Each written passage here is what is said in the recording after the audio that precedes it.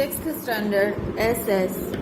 Let us start geography chapter number 2, the globe. First we are going to do dictation words of the chapter number 2. Spherical मतलब गोलाकार, flattened मोटा, axis यानी अक्ष या आधार, slightly थोड़ा, surface यानी धरातल, ग्लोब पृथ्वी, हेमिस्फीयर अर्धगोल, इंटरसेक्ट यानी कि एक दूसरे को काटना, लोकेशन स्थान, कोऑर्डिनेट्स समन्वय या तो समकक्ष, वर्टिकल खड़ा सीधा, हॉरिजॉन्टल आड़ा, लैटिट्यूड अक्षांश, पैरेलल्स समांतर, मेरिडियंस यानी मध्याह्न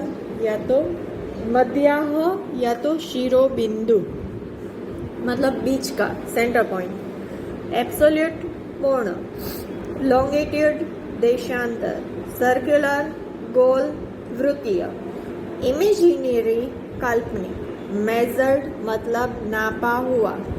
आज मैं ये वर्कशीट सेंड करूंगी जिसमें मैंने डिक्टेशन वर्ड्स दिए हैं, मीनिंग के साथ आपको 3 टाइम्स होमवर्क में राइट डाउन करने हैं। Now we are going to discuss the chapter geography chapter number 2, the globe. Globe क्या है? देखो इसे ग्लोब कहते हैं। क्या है ग्लोब? पृथ्वी। पृथ्वी हमारी कैसी है? देखो यहाँ पर इसकी इमेज दी गई है। Globe, the earth is spherical in shape. कैसी है वो? शेप में गोलाकार है, spherical. It is flattened at the poles. Flattened मतलब मोटी है। किससे मोटी है? उसके जो पोल्स है उससे। A globe is a true model of the earth. The axis of the globe is slightly tilted just as the earth has a slight tilt with its orbit. उसके जो ऑर्बिट है वहाँ से वो गोलाकार घूमती है, पर वो कहाँ पर घूमेगी? अपनी एक्सिस पर यानी कि अपनी धरा पर, अपनी जो अक्ष है, आधार है, उस पर वो घूमेगी।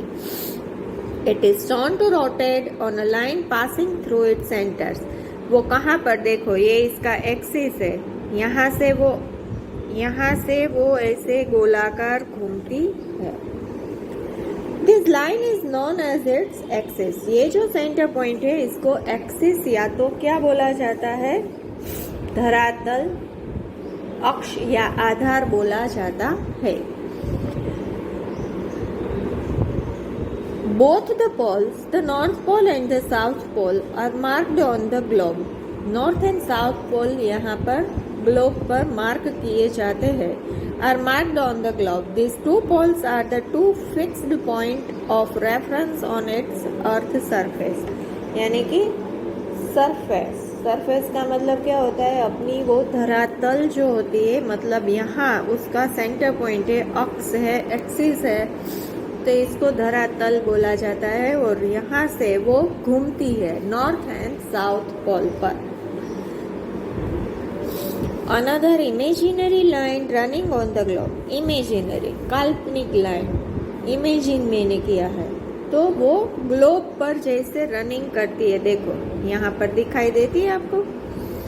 नॉन एज इक्वेटर, तो इसको क्या बोलते हैं? ये देखो यहाँ पर ये लाइन है, उसको इक्वेटर बोलते हैं।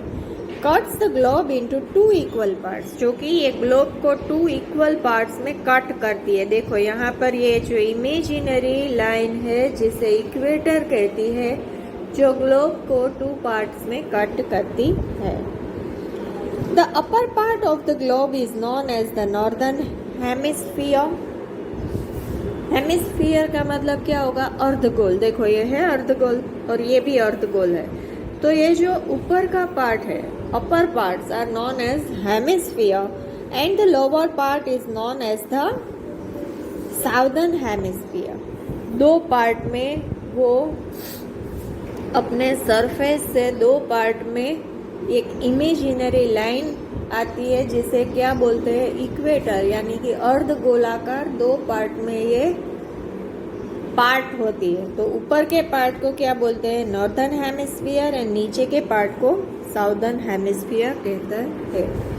Importance of globe. A globe is useful in many ways. It helps us understanding the occurrence of days and nights. इससे days and nights होते हैं। It helps in understanding the change in seasons over a year. अपने axis पर वो घूमती है, उससे क्या होता है, हमें क्या मालूम पड़ता है, डेज एंड नाइट्स होते हैं। उसके बाद सीजन्स ओवर अ ईयर, मतलब पूरे ईयर में जो सीजन्स चेंज होती है, समर, विंटर, मानसून, ये हमें मालूम पड़ता है। The poles of the globe are also a little tilted in a same manner as those of the earth. This slight tilt causes the changes of season. ये इससे change होती है season, ये इसे घूमती है अपने एक्सिस पर, और यहाँ से ये जो अर्धगोलाकार हेमिस्फीयर होता है उससे हमें मालूम पड़ता है day, night and seasons. The slight tilt causes the change of seasons which we experience as summer, winter, autumn, spring, monsoon, etc. A globe shows the physical features of the earth, such as the oceans and mountains. A globe is also helpful in determining the distance between two places. ये determine करता है दो place के अंतर को, यानी कि distance को।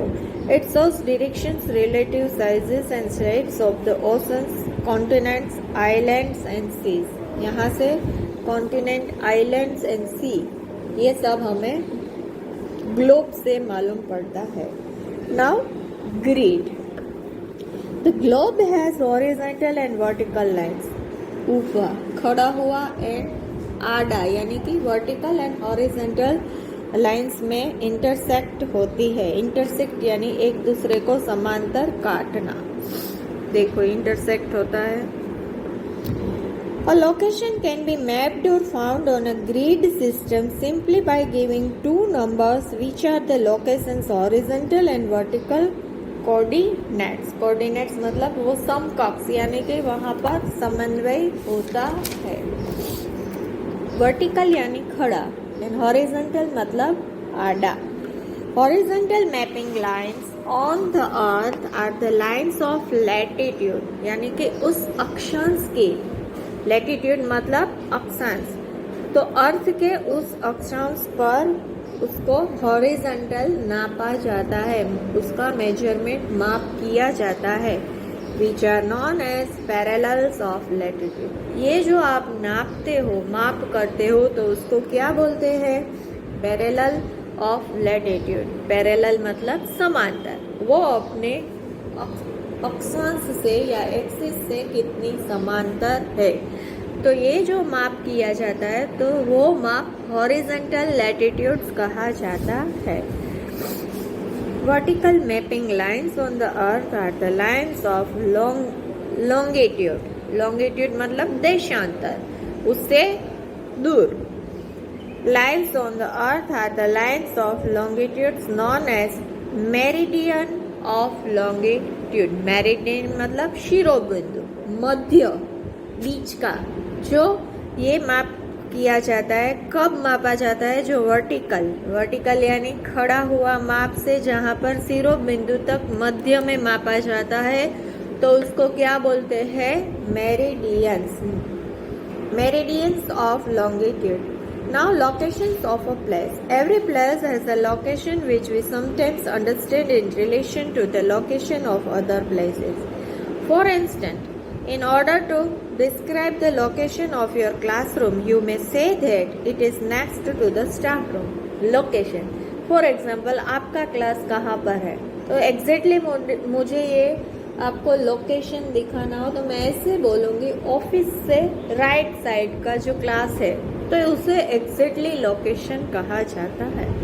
Here the location of the place that we originally refer to is called relative location. तो ये एग्जैक्टली जो मेजर हुआ है, एग्जैक्टली जो आपको दिखाई देता है, तो उसको रिलेटिव लोकेशन कहते हैं।